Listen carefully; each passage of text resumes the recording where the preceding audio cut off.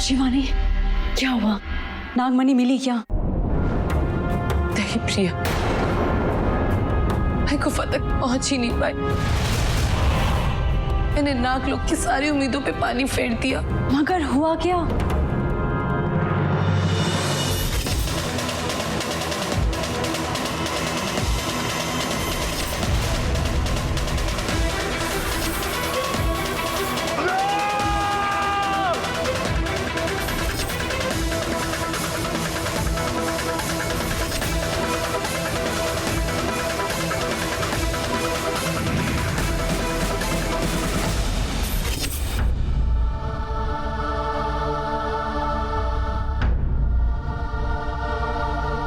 शिवानी, तुमने जो भी किया वो बहुत सही किया। राज हमारे नागलोक का नागार्जुन है और उसकी रक्षा करना नागमणि को हासिल करने से ज्यादा जरूरी था। तुमने किसी का विश्वास नहीं तोड़ा है, बल्कि तुमने हमारे नागलोक के राजा की रक्षा की है।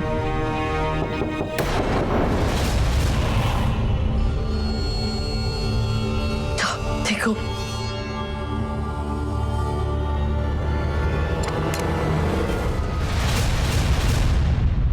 आओ ना, अंदर आओ। नहीं नहीं प्रिया जी, हम ये लेप लेकर आए हैं, आप उनको लगा दीजिएगा, वो सुबह तक बिल्कुल ठीक हो जाएंगे।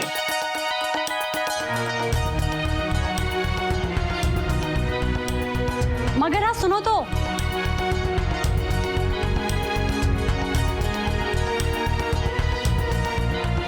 ये लो मैम, आपका राज आपके लिए खुद लेप लेकर आया है।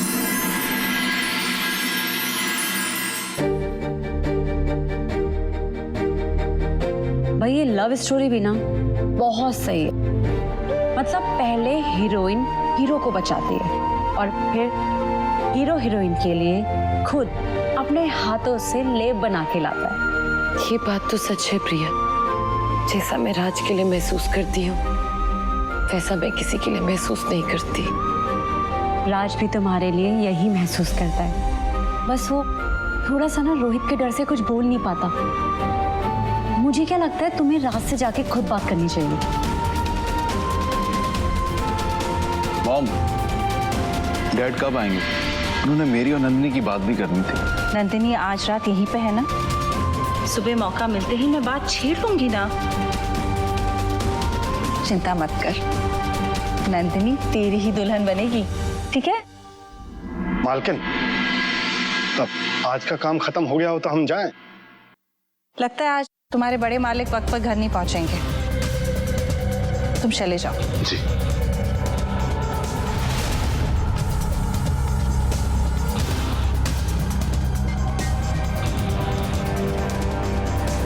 दीदी, मालिक, क्या हुआ दीदी को?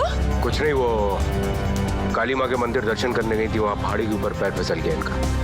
वहाँ पे से एक गुजरते हुए राहगीर ने इन्हें देख लिया और मुझे फोन कर दिया। नीलम, हाँ? तुम और रोहित इनको कमरे तक छोड़ के आओ। ठीक है। ओके, मुझे तुमसे बात करनी है। आ जाइए दीदी। लक्ष्मण, जैसे जैसे 21 साल पूरे होने को आ रहे हैं, खतरा दिन पे दिन बढ़ता चला जा रहा है। अब क्या हुआ मालिक? दीदी ने हमारे साथ धोखा किया है लक्ष्मण।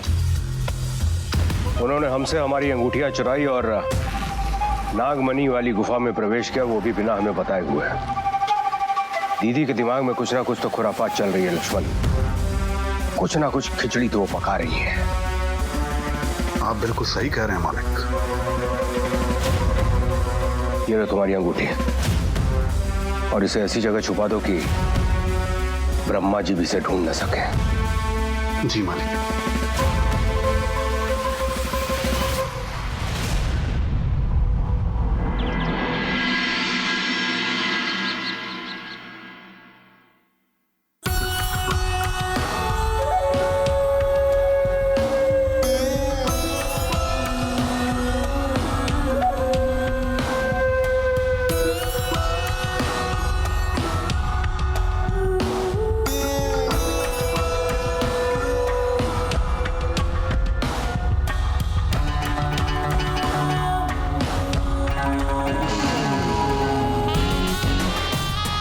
तारीफ करूं क्या उसकी?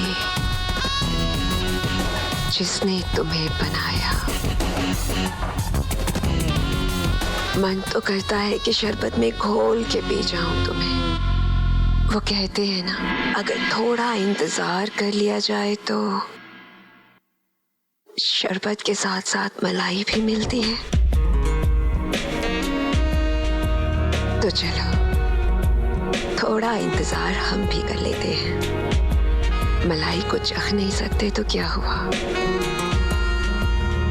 छू तो सकते हैं।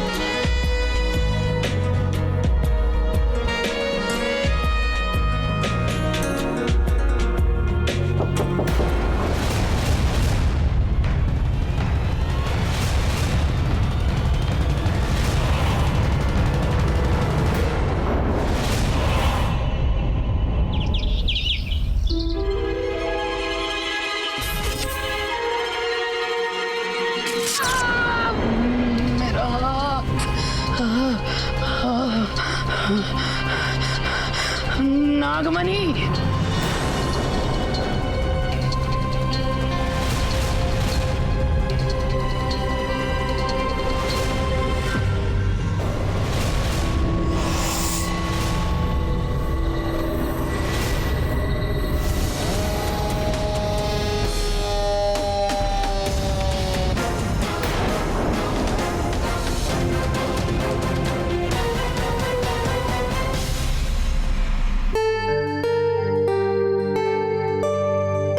लड़का अभी झाड़ का पेड़ हो गया है, मगर अब भी वही आधा नंगा सोता है।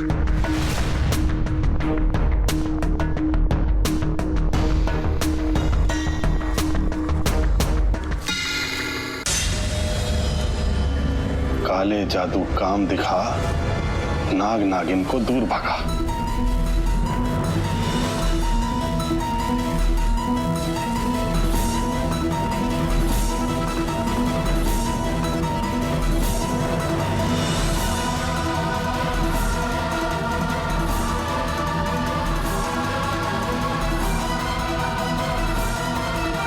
अब हमारा बचवा सुरक्षित है।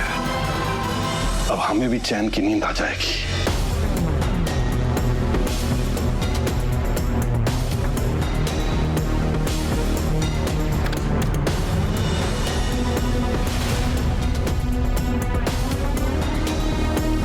ये तो बहुत अच्छी बात है। अब बेचारी नंदिनी मेरे राज के इर्द गिर्द अभी पर कैसे फड़फड़ाएगी, क्योंकि राज सिर्फ मेरा है, सिर्फ मेरा।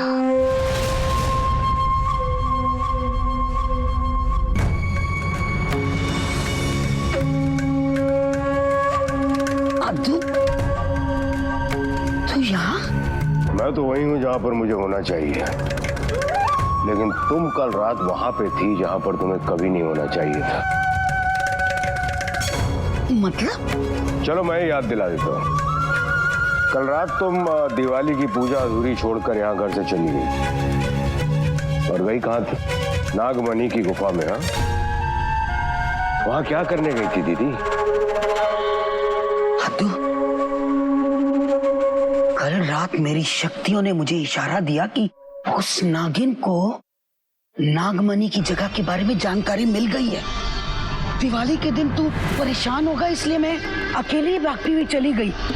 और अब्दू, वहां वो नागिन ना सच में उस नागमणि को लेने आई थी।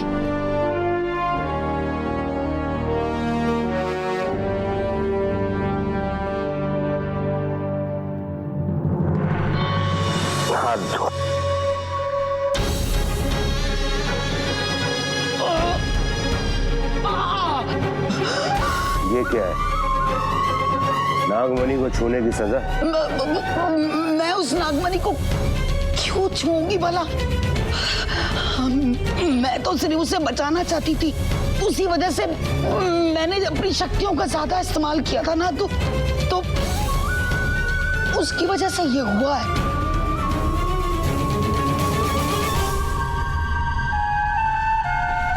और कितना झूठ बोलोगी दीदी? तो मैं झूठ क्यों बोलूंगी मेरे भाई? मैं जानती हूँ कि तेरे अलावा कोई उस नागमणि को छू नहीं सकता। और ये बात मैंने कल रात उस नागिन को भी समझा दी है। चलो एक आखिरी बार तुम पर भरोसा कर लेता हूँ। हाथों में तुझे अंधेरे में नहीं रखना चाहती। वो नागिन बहुत खतरनाक है, लेकिन अद्दू मैंने भी ना इस बार एक ऐसा मंत्र फूका है उस पर कि वो नागमणि की तरफ दोबारा देखेगी भी नहीं। अच्छा तो ये बता कि दोनों अंगूठियां कहाँ गई? एक तो वहीं पर है जहां पर उसे होना चाहिए, और दूसरी उस जगह पे है जो कि पूनम की रात को ही निकलेगी।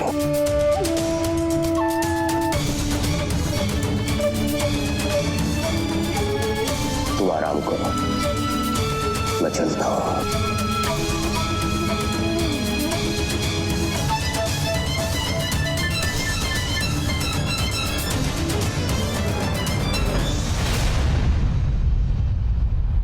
इसके नाम का जुलूस निकालूं? अद्दू को मुझ पर शक हो गया है। अब मुझे इससे होशियार रहना होगा और अपना हर कदम सोच कर उठाना होगा।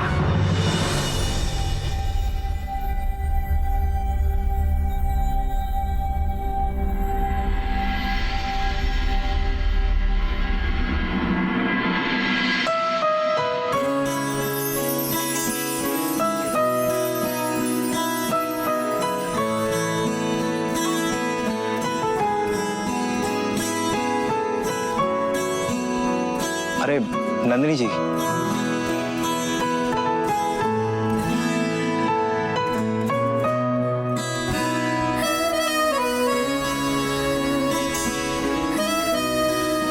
नंदिनी जी आप ये सब क्या कर रहे हैं? तनिक हमसे थोड़ा दूर रहिए। अब बहुत हो गया राज, अब तुमसे दूर नहीं रहा जाता।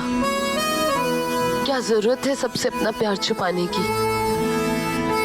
मैं जानती हूँ कि तुम मुझसे प्यार करते हो। तुम जानते हो कि मैं तुमसे प्यार करती हूँ। तो आखिर प्रॉब्लम क्या है? बोलो ना राज कि तुम मुझसे प्यार करते हो। बोलो। नंदिनी जी हम राज बोलो, मैं सुनने के लिए बेकरार हूँ। नंदिनी जी हम आपसे। पहली बात, नंदिनी जी नहीं, सिर्फ नंदिनी।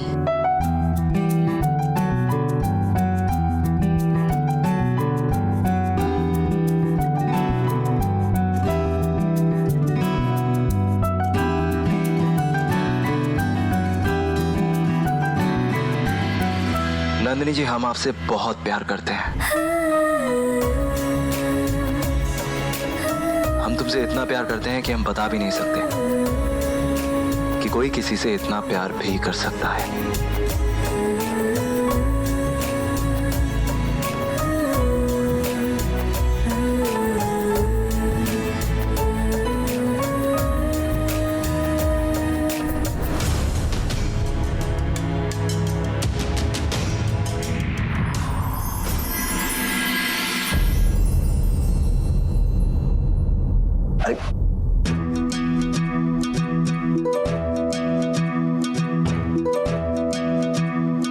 हे बजरंग बली, अब हम खुली आंखों से खड़े खड़े ऐसे सपने देखने लगे हैं। बजरंग बली काहे हमरे दिमाग का बल्ब फ्यूज करने में लगे हो? आपको तो पता है ना बजरंग बली, हम नंदिनी जी के बारे में ऐसा सोच भी नहीं सकते। और नंदिनी जी तो छोटे मालिक की है ना।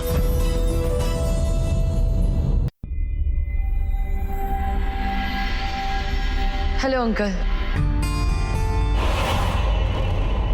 अरे आओ बेटा, कैसी तबीयत है? अंकल अब मेरी तबीयत बिल्कुल ठीक है। आप लोग थे ना मेरा ध्यान रखने के लिए। अच्छा uncle, thank you so much. अब मैं चलती हूँ, नमस्ते। अरे ऐसे कैसे? आओ हमारे साथ नाश्ता करो।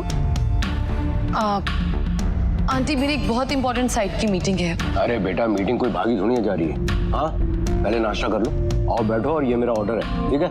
चलो आ जाओ, यहाँ आ जाओ। जी आंटी। Thank you aunty.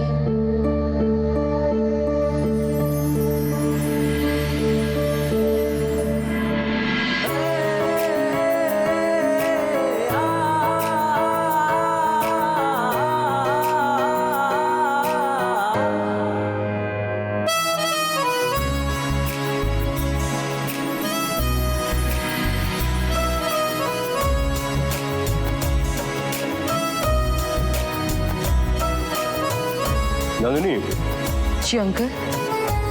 हे बजरंगबली, ये हमें बार बार फिल्मों के गानों के जैसे दृश्य काहे दिख रहे हैं? बेटा मैं बहुत दिनों से एक बात सोच रहा था। सभी घर वालों का ऐसा मानना है कि ये तुम्हारा और रोहित के बीच में जो दोस्ती का रिश्ता है ये काफी आगे तक पहुंच गया है। मेरा मतलब है तुम दोनों का रोज इस तरह से मिलना जुलना, और तुम्हारी बिजनेस पार्टनरशिप भी काफी अच्छी चल रही है। जी वो तो है। क्यों ना तुम्हारे इस दोस्ती के रिश्ते को रिश्तेदारी में बदल दिया जाए।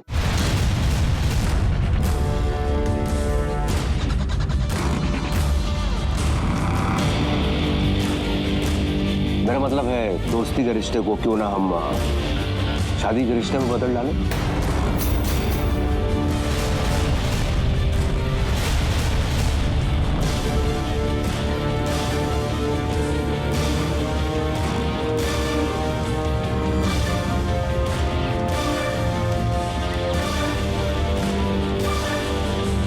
तुम्हारा क्या बोलना है? अंकल आई थिंक शादी एक जिंदगी का बहुत ही बड़ा फैसला होता है, और मैं चाहती हूँ कि ये फैसला मेरे मम्मी पापा करें, और ऐसे डिसीजन मेरी लाइफ के वो ही लें तो ज्यादा बेहतर है। लो कर लो बात। जीजा जी, लड़की मॉडर्न है लेकिन संस्कार बिल्कुल देसी है। आज भी कह रही है कि बिना माँ बाप की मर्जी के कोई डिसीजन ना लेगी। सही तो कह रही है। मेरे ख्याल से तुम्हें इनके माँ बाप को मिल लेना चाहिए। जी आंटी।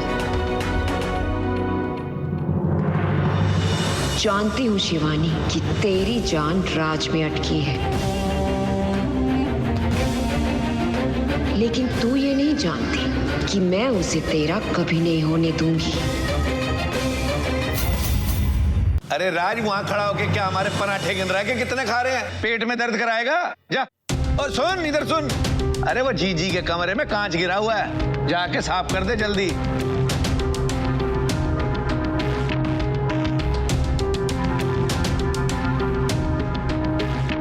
ये सब क्या हो रहा है? राज क्या सोचेगा? प्रिया सही कह रही थी, मुझे खुद उससे जाकर बात करनी चाहिए।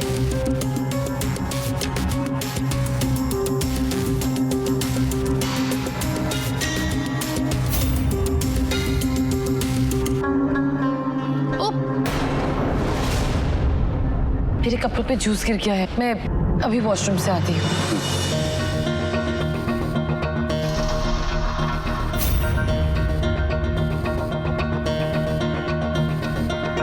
इतना बारीक ये सब काम करने के लिए बनाए हैं।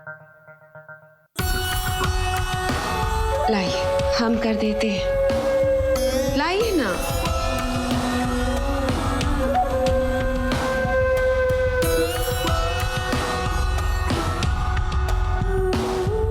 ये हमारा काम है, हम कर लेंगे।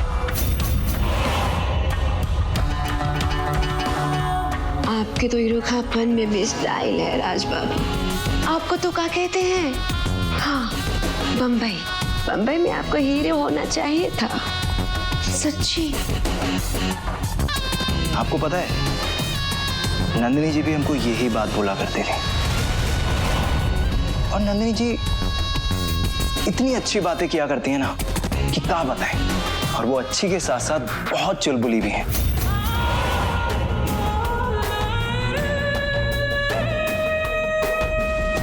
ऐसा बॉडी वाले के साथ तो कोनो छैल छबीली ही जमेगी राज बाबू।